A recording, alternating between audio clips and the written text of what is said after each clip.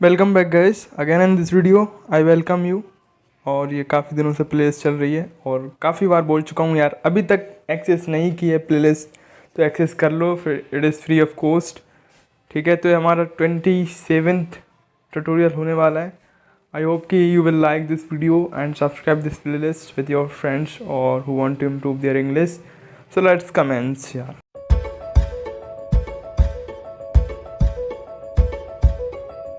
Okay, without further delay, आपके पास कितना पैसा है? How much money do you have? How much money do you have? आपके पास कितना पैसा है, कितना मनी है, कितना पैसा है आपके पास, कितना दूध है, आप ऐसा ही बोल सकते हो। How much milk do you have? ऐसा ही बोल सकते हो कि आपके पास 1 किलो है, 2 किलो है। ठीक है, क्वांटिटी को नापने के लिए हाउ मच का यूज़ करते हैं हम। ठीक है, नेक्स्ट इज मैं आपकी सेवा में हाजिर हूँ, I M at your service. मतलब ये बोल रहा है कि मैं तो बस जस्ट योर पेज मतलब कि एक नौकर की तरह। ठीक है, I am at your service, मैं आपकी सेवा में हाजिर हूँ। ठीक है, नेक्स्ट इज मुझे मौत से डर नहीं लगता, I am not afraid of death. I am not afraid of death. I hope you got it, it's very easy peasy sentences यार। ओके, मैं आपका इंतज़ार कर रहा हूँ, I am waiting for you, I am leave by for you. या फिर आप बोल सकते हो कि I am living by you. मतलब एक फेज होता है लीव बाय, जिसका मतलब होता है कि लंबा इंतज़ार करना। ठीक है, बट वेटिंग का ठीक है, सिंपल सी थोड़ी देर के लिए इंतज़ार करना। आई एम वेटिंग फॉर यू, मैं आपका इंतज़ार कर रहा हूँ। नेक्स्ट इज मैं तुम्हें रोज़ देखने आया, I came to see you daily. I came daily to see you, ऐसे ही बोल सकते हो आप। ठीक है, नेक्स्ट इज मैं शाम 7 बजे तक जिम जाता हूँ, I go to gym by 7 PM। 7 बजे तक, तक का मतलब होता है बाय, तक मतलब उस टाइम से, तक मतलब उस टाइम से। मैं शाम 7 बजे से जिम जाता हूँ, तक का मतलब यही है, ध्यान रखना, भूलना मत। तक से द्वारा का मतलब एक ही होता है। तो यहाँ पे मैं शाम 7 बजे से जिम जाता हूँ या मैं शाम 7 बजे तक जिम जाता हूँ, तो उसका यही मतलब है कि मैं शाम 7 बजे से जिम जाता हूँ। I go to gym by 7 PM।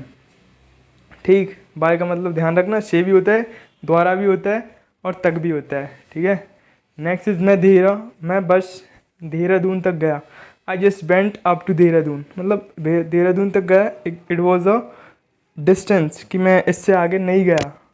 I just went up to Dehradun, जब कोई भी काम होता है कि मैं वहाँ तक गया, जब डिस्टेंस की बात आती है, या फिर अप टू 100%, तो 100% डिस्टेंस होती रहती है। मतलब एक बोल सकते हो आप इस तरीके से, I just band up to Dehradun, I just band up to daily, आप ऐसे ही बोल सकते हो। And next is and there is nothing rocket science यार। ओके, मैं कभी पैसे उधार नहीं लेता, I never borrow money. I never का मतलब कभी नहीं, आई नेवर बोरो मनी। अब नेवर का मतलब ये मत बोलना कि I never borrow money, money तो लेता हूँ मैं, कभी नहीं लेता। हाँ, ऐसी ही समझ लो, ऐसी टर्मिनोलॉजी है। मनी तो आप लेते हो बट कभी नहीं लेते, तो कंफ्यूज मत हो ना। सिंपल से यही मतलब होता है कि कभी नहीं लेता, कभी नेवर मतलब कभी भी नहीं। मैं अक्सर उसके घर जाता हूँ, I often go to his home. I often go to his home, often का मतलब होता है अक्सर, बार बार, फ्रिक्वेंटली। ठीक है, मैं थोड़ी देर बाद आऊँगा, I will come after a while. I will come after a while, थोड़ी देर मतलब after a while. I will come after some time, after few minutes, ऐसे ही बोल सकते हो आप। ठीक है, एंड नेक्स्ट इज मैं दिवाली पर घर आऊँगा, I will come home at Diwali. Diwali मतलब, अब देखो यहाँ पे एट का यूज़ हुआ है, एट इन ऑन। नहीं है पता तो गो थ्रू हो लो आपके नोट्स के थ्रू, सिंपल सी बात है। मैं दिवाली पर घर आऊँगा, I will come home at Diwali, मतलब दिवाली के आसपास। ठीक है, परसों ओले पड़ेंगे, it will hello day after मोरो। आफ्टर मोरो बोल सकते हो आप इसे, it will hello day after मोरो। डे आफ्टर मोरो मतलब परसों, डे आफ्टर मोरो। ठीक है, इस बात को अपने तक ही रखना, keep it up to yourself. अपने आप तक ही रखना इस बात को, कहने का सेंस ये निकल रहा है, किसी और को ना बताना, keep it up to yourself. ठीक है, नेक्स्ट इज कृपया दरवाजे की कुंडी लगा दो। अब कुंडी को आपको पता नहीं है तो बोल्ट बोलते हैं। ठीक है, kindly bolt the door. Bolt the door मतलब कुंडी लगा दो डूअर की, सिंपल सी बात है। क्या मैं वजह जान सकता हूँ? मैं आई नो द रीज़न। वजह मतलब एक कोई कारण है, कोई वजह, जैसे कि आपको पता है हिंदी में तो आप शायद जानते होगे, मास्टर हो गए मुझसे ज़्यादा, ठीक है। मैं आई नो द रीज़न, क्या मैं वजह जान सकता हूँ। एंड नेक्स्ट इज़, क्या मैं आपके साथ बैठ सकता हूँ? मैं आई सिट विद यू, मैं आई सिट विद यू। अब जब भी देखो यार, सिंपल सी बात है, जब आप बोलोगे कि can I sit with you भी तो बोल सकता था मैं, नहीं ऐसा, देयर इज़ अ रूल यार, मे बिटवीन मे एंड कैन, ठीक है। कैन बताता है कि आई कैन डू दिस, मतलब ये हमारी क्या बोलते हैं, स्ट्रेंथ बताता है कि मैं ये कर सकता हूँ। स्ट्रेंथ बताता है मतलब कि ये हमारी पॉसिबिलिटी बताता है कि मैं ये कर सकता हूँ। लेकिन मे का यूज़ कब होता है? मे का यूज़ जब होता है जब किसी से आज्ञा लेना हो, कंसेंट लेना हो, परमिशन लेना हो। मैं आई सिट विद यू, अगर उसने मना किया तो आप बैठ थोड़ी ना सकते हो, ऐसे थोड़ी ना ज़बरदस्ती कर लोगे, ठीक है। मेरी घड़ी बंद हो गई है, my watch is not functioning. Functioning का मतलब है कि काम नहीं कर रही है सही से, उसके फंक्शंस जो भी रहते हैं, फीचर्स उसके जो भी रहते हैं, these are not working properly, ठीक है, सही से काम नहीं कर रहा है। My watch is not going well, ऐसे ही बोल सकते हो, ठीक है। My watch is not working, ऐसे ही बोल सकते हो। There are multiple ways, okay. Next is, पापा 4 दिन पहले आए थे। पापा had come 4 days ago. 4 days ago मतलब 4 दिन पहले, सिंपल सी बात। आए थे मतलब एक सेंटेंस में ख़त्म हो रहा है, तो इसका मतलब हैड आएगा। मेरे पापा 4 दिन पहले आए थे, और बस फिर चले गए, और क्या। तो पापा हैड कम 4 days अगो।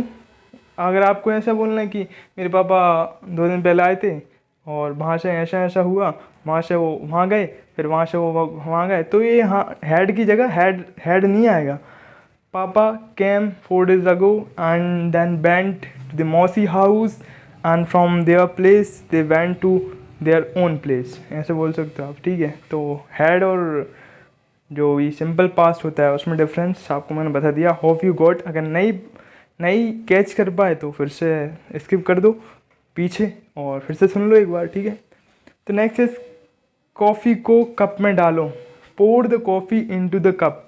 पोर का मतलब होता है उड़ेलना, कुड़ेलना, डालना, ठीक है। 3 वर्ड बता दिए, जो भी अच्छा लगे वो पकड़ लेना, अपने दिमाग में फिट कर लेना, okay. Pour the coffee into the cup.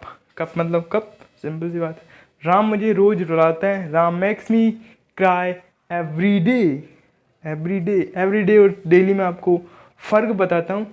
Every day में एक सिंगल डे आप मतलब कोई भी डे आप मिस कर सकते हो, बट डेली मतलब मस्ट, नेसेसरी, ठीक है। नेसेसरी का मतलब है कि इट इज़ मस्ट, होना ही चाहिए ये, तो वरना रूल तोड़ दोगे आप। लेकिन एवरीडे में ऐसे नहीं होता, ठीक है। We can gap, okay. Ram makes me cry every day. And next is, वह कपड़े सिलाई कर रही है। She is stitching cloth. सिलना, क्लॉथ को सिलने को क्या बोलते हैं आप? सिलाई करना, ठीक है। तो सिलाई करने को स्टिचिंग बोलते हैं। अगर नहीं पता था तो कोई बात नहीं, मैंने बता दिया, आप भी देख रहे हो, और पता था तो well and good. She is stitching cloth. सीधे खड़े रहो, झुको नहीं। Stand up right, don't bend. Bend का मतलब होता है झुकना। जैसे आप बोल सकते हो ना कि बैंड का मतलब एक ही होता है कि आशीर्वाद लेना, तो उसके लिए हम झुकते हैं ना, तो वहाँ पे यूज़ होता है बोरो शब्द का, ठीक है। बोरो शब्द का मतलब झुकना, एक आशीर्वाद लेना, ठीक है, ब्लेस लेना। तो ये वही वहाँ से ही रिलेटेड है ये। डोंट बैंड, स्टैंड अपराइट, झुको नहीं, मतलब झुको नहीं। जब देखो यार मैं बताता हूँ आपको, जब भी हम कहीं बस में जाते हैं तो ऊपर वो क्या रहता है, पोल रहता है एक, लैंड हॉरिजॉन्टल टाइप से, तो हम उसे पकड़ के नीचे की तरफ झुकने लगते हैं। तो ये वहाँ से आप इसको रिलेट कर लेना तो याद रह जाएगा आपको, स्टैंड अपराइट डोंट बैंड, ठीक है। हो यार, इतनी सारी राम कथा सुनाने के बाद आप ये सेंटेंस के वर्ड जो रहते हैं कि it will boost your vocabulary, तो आप भूलते नहीं हो। अगर भूल जाते हो तो नोट कर लिया करो, so that you can remember later also, ठीक है। चाय हर सुबह पी जाती है। Tea is taken every morning. अब पी जाती है, ली जाती है, खाई जाती है, सुधारी जाती है, चलाई जाती है, धुली जाती है, बनाई जाती है। तो इन सब में जो भी होता है ना, वो हम थर्ड फॉर्म लगाते हैं इसकी, जो कार हो रहा होता है, जो एक्शन वर्ब होती है उसकी हम थर्ड फॉर्म लगाते हैं।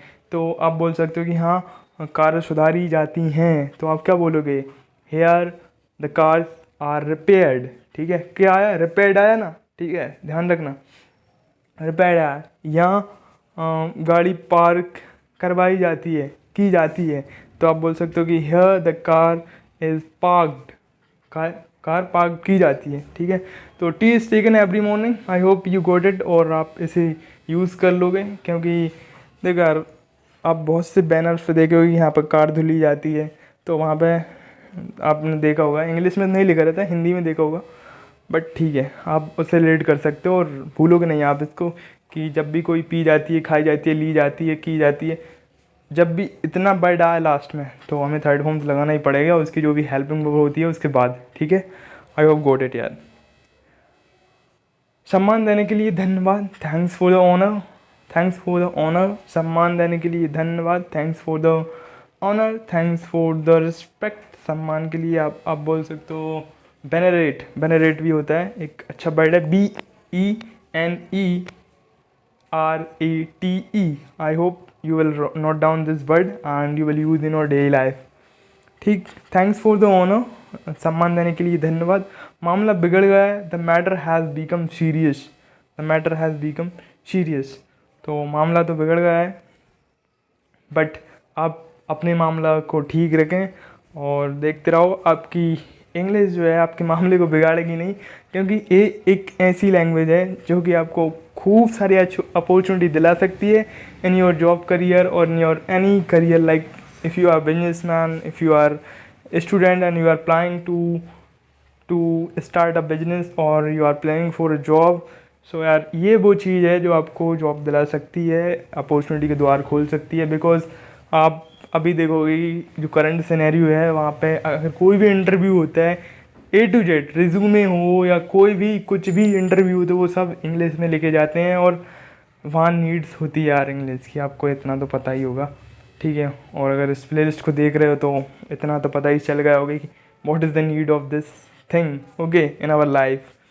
तो आई होप कि यार आपको अपना मामला नहीं बिगाड़ना है और सीखते रहो। ठीक है, तो गैस आई रिक्वेस्ट कि आप इस प्लेलिस्ट को शेयर करो यार, और नीचे मेरा कमेंट बॉक्स में लिंक है, इंस्टाग्राम पर टैग करना मत भूलना अगर शेयर करते हो तो। Gas thanks for watching this video, I will see you in next video.